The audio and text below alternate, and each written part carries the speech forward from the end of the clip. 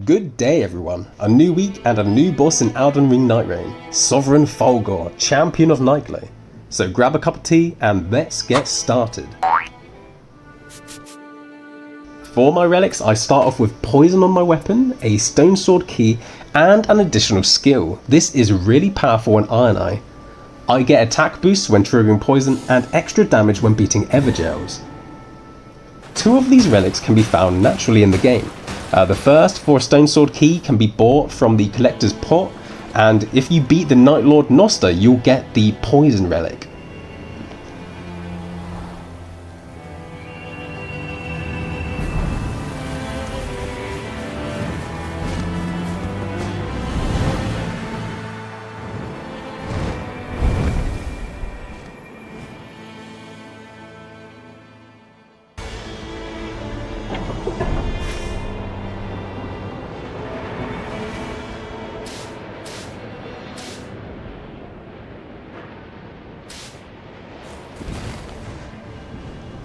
So the first thing I do when landing is I make sure to get enough souls to get to level 2.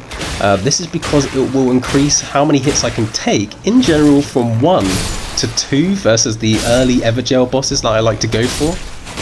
It also allows me to pick up some nice starting items. I might get lucky with the weapons, and I might find some throwing pots which at this point of the game are actually really good damage.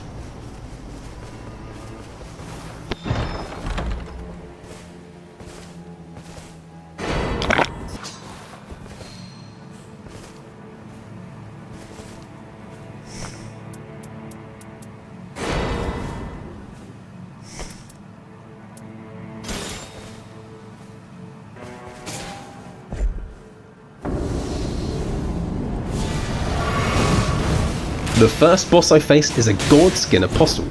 In close combat this is a hard boss to fight, and at level 2 it can easily 2-hit me with its damage. With the Blood Boil aromatics buff, and with the buff from the battle axe I just picked up, I already deal a decent amount of damage and the boss goes down in a good amount of time.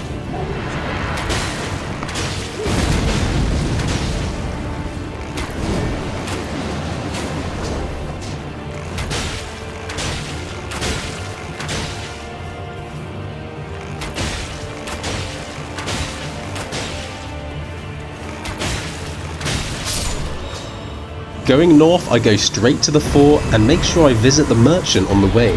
Thanks to the smithing stone 2 that I dropped, I can buy a smithing stone 1 to level up my starting weapon straight to +2. The damage jumps from 46 to 73, which is a 58% increase in damage. A fun fact I've found is that Ironsight's starting weapon, when it's imbued with poison and leveled up, is actually better than the serpent bow you can find later on. But only by like 2 damage. Now this is a mage fort, and that means the boss is always going to be a Crystallion, which is normally really bad news for an Ironeye because they're very resistant to all forms of damage except for striking weapons, and don't become weak to any other forms of damage until they are staggered. As I leave the fort, I make sure to pick up a Wending Grace from the merchant. This is a 1-up and it will be very useful in the boss fights to come.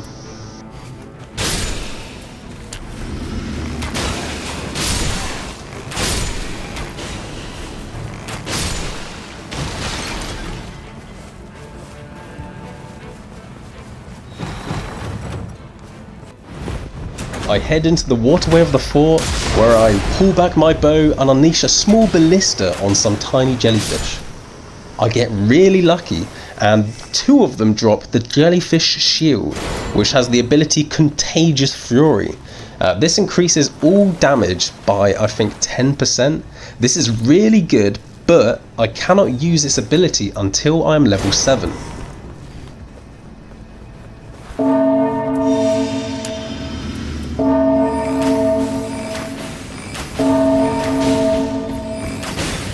Hiding underneath the castle is the Bow-Bearing Hunter, a slow, high health, high defense boss with a difficult moveset.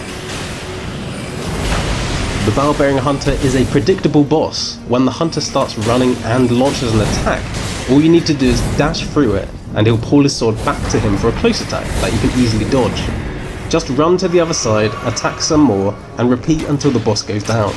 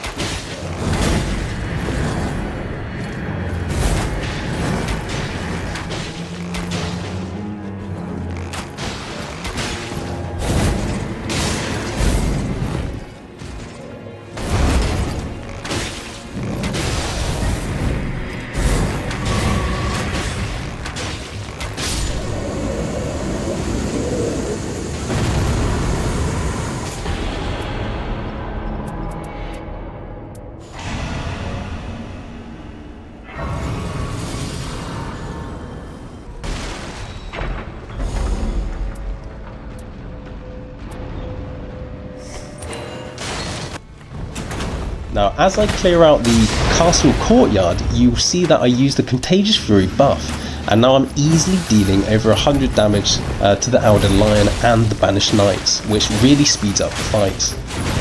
One thing I'm looking for as I go through the crates and the chests is lightning grease. Not just items, but lightning grease as well, because this will be really useful in the boss fight, as Fulghor is really weak against them. Luckily, I do manage to grab one at this point in the game.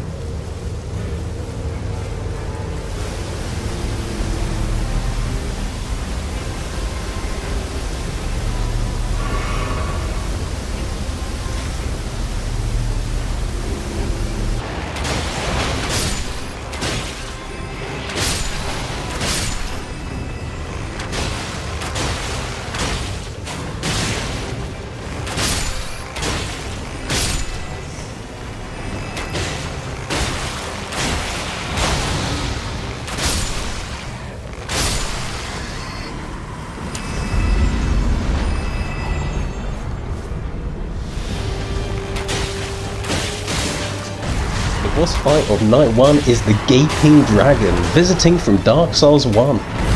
This is a really interesting boss. It's retained a lot of what it had going for it in Dark Souls 1. It's big, it's tanky, with a lot of health, and it does deal quite a bit of damage, but it's still quite janky like the original game.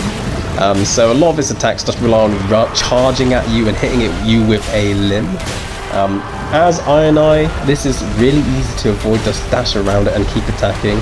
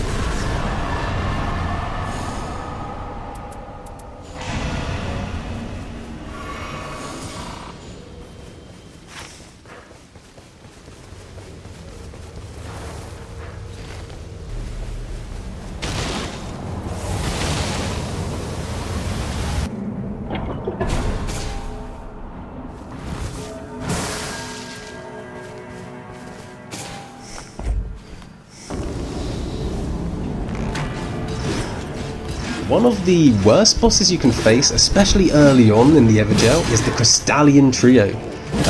It's generally a waste of time to fight them with Ironeye, as they not only resist all of your damage types, especially bow, but they have to be hit with a striking weapon or staggered before they weakens to normal damage, which normally takes quite a long time. Luckily, I did get a barracks early on, and I can use that to stagger them and then deal the rest of the damage with my bow.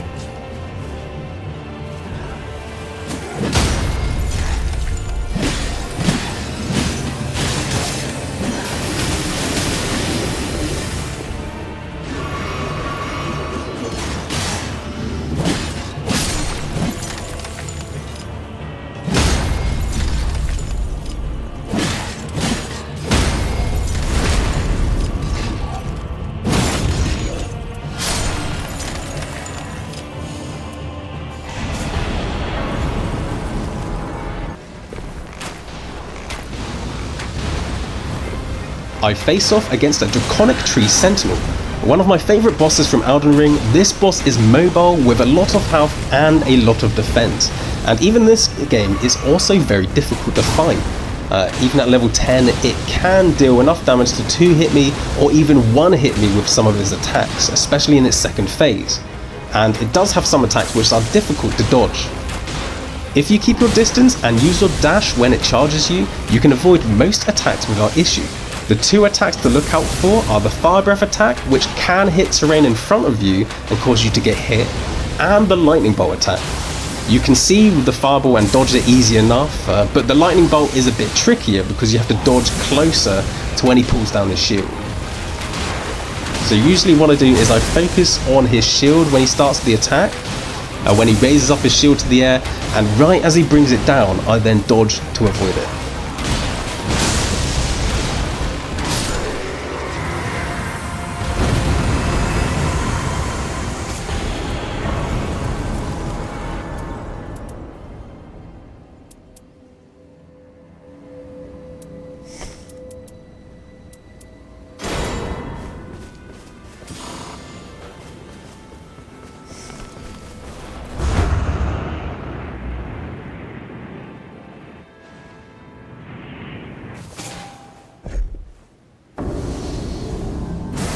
The third ever jail boss is an Omen, which is not really a difficult boss. It has some interesting attacks, but it doesn't deal enough damage and it doesn't really move in too difficult of a way for you to handle. So I just take it out quickly and head straight to the castle.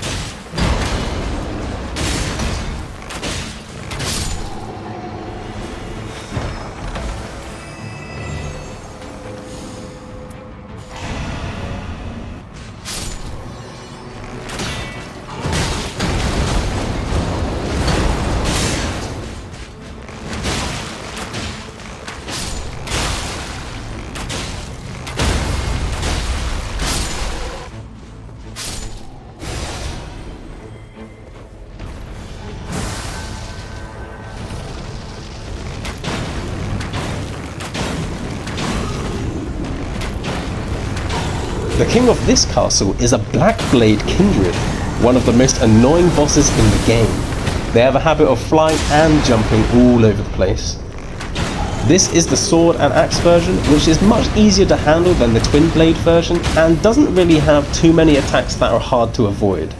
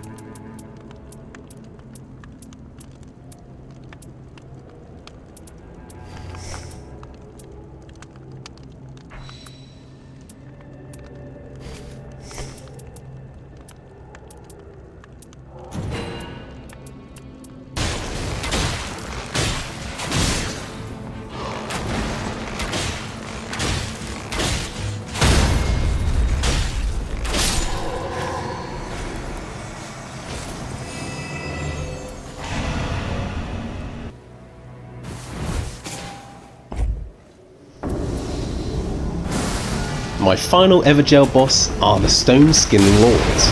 2 old naked men, eager to grab me with their gravity magic and poke me with their curved swords. I overpower them quickly and move on.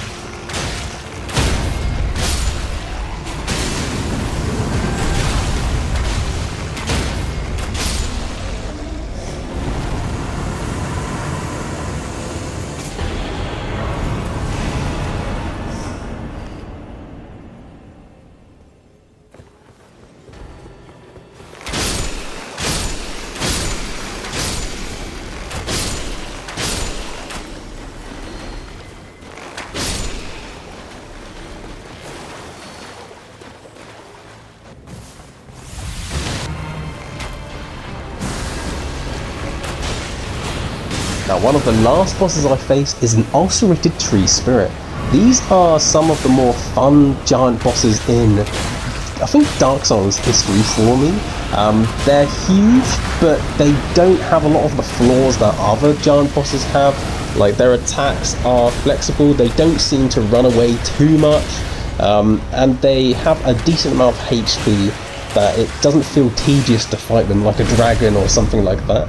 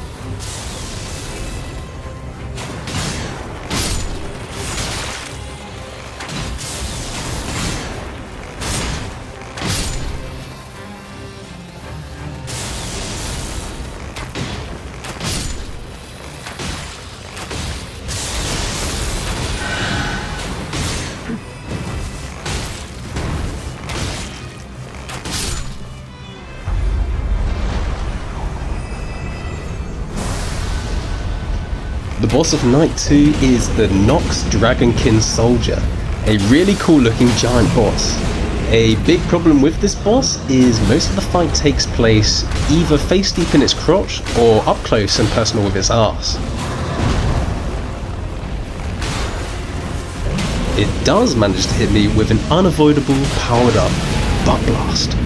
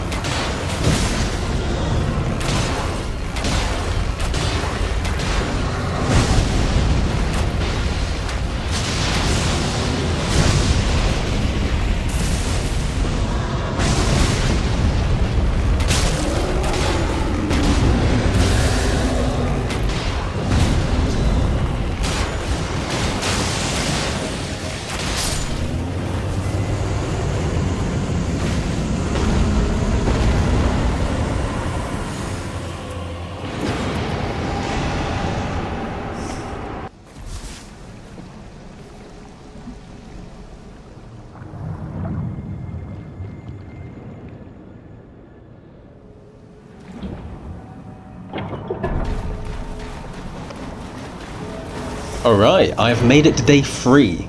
I make sure to go to the merchant and buy a guaranteed Wending Grace for that extra life, and Opaline Hard Tear, which will pretty much give me damage negation for 1 hit. I also buy a Crimson Whirl Bubble Tear by mistake, as I meant to get the Crimson Burst Crystal Tear for some nice passive health regen.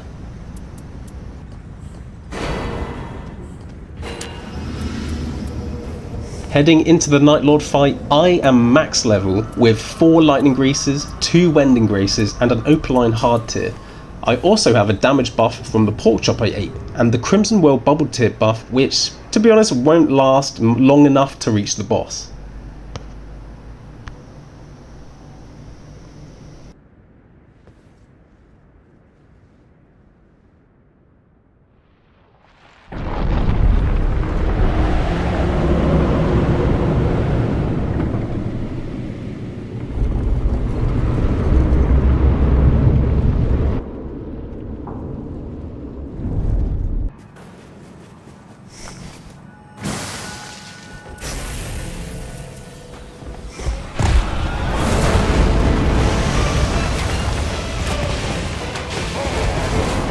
I pretty much use the lightning greases whenever I can throughout the fight, and with the damage buffs I easily deal over 200 damage a hit, especially early on. But I do get lost in the boss's eyes and forget to reapply my jellyfish shield buffs when they run out.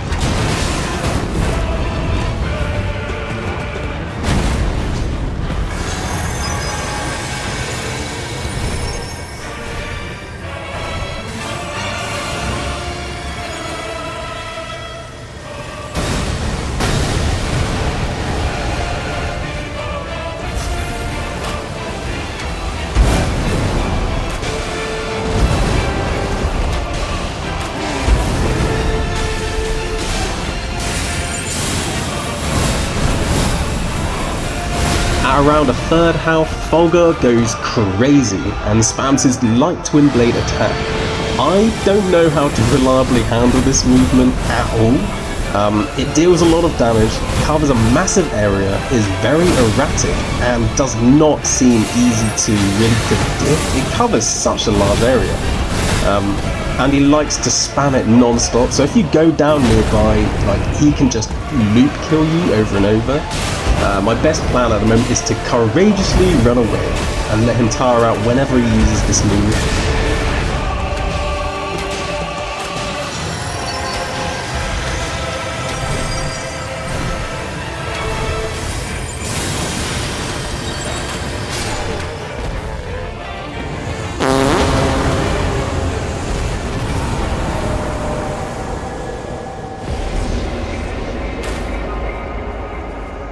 Alright, we did it! We beat the boss and we get some terrible relics in return. Sovereign Fulghor is a decent boss, but in my opinion the boss doesn't really have enough moves to really make it a great boss fight. It feels a bit like it just repeats itself too much, especially towards the end of the fight.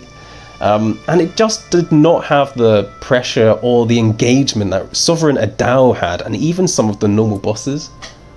But anyways, thank you for watching. Let me know what you thought of the video and what you think of the new Sovereign boss. Be well everyone, goodbye.